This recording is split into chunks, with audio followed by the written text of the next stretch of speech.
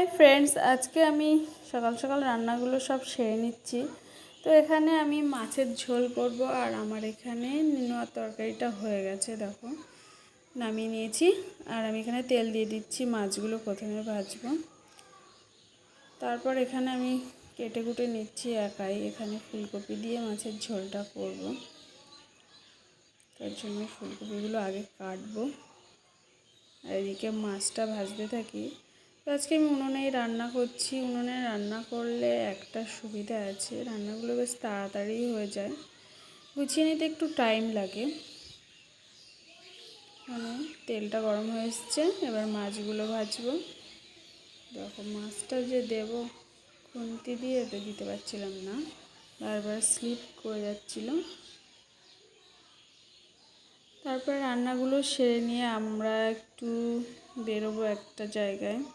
তো আজকে আমি আমার ছেলেই যাব, কারণ ওর বাবা বাড়িতে নেই।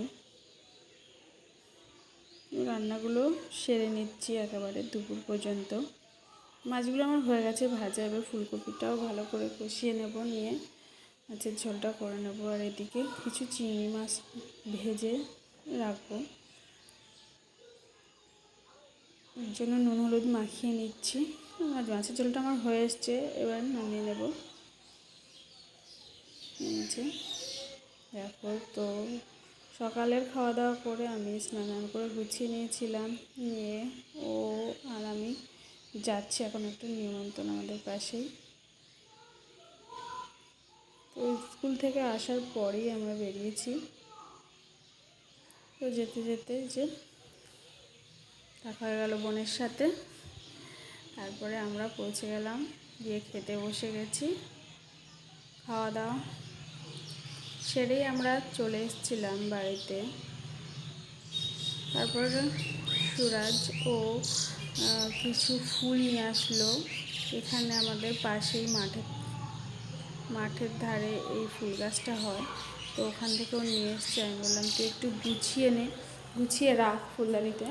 তো এই যে একে একে ও সাজিয়ে নিচ্ছে। ফুলগুলো দেখতে খুব সুন্দর, কিন্তু ফুলটা বেশি সময় থাকে না, দুদিন জলের মধ্যে দিয়ে রাখলে 2 দিন থাকে, তারপর নষ্ট হয়ে যায়। ওর মধ্যেও একটু জল দিয়েছে, দিয়ে ফুলগুলো সাজাচ্ছে, খুব সুন্দর লাগছে, তাই ভিডিওটা নিচ্ছিলাম। এই যে দেখো, তারপরে ওর বাবার কাছে ফোন করে বললো ওর ফুটবলটা ফেটে গেছে, খেলতে পারছে না বিকালবেলা। তো ফোন করে বারবার বলছিল যে একটা ফুটবল আনতে। তারপর সন্ধ্যাবেলা দেখো ফুটবল তো এনেই হাজির করলো। এই যে ও খাটের উপরেই খেলা শুরু করে দিয়েছে। তো দেখা হচ্ছে পরে একটি ভিডিও। টাটা।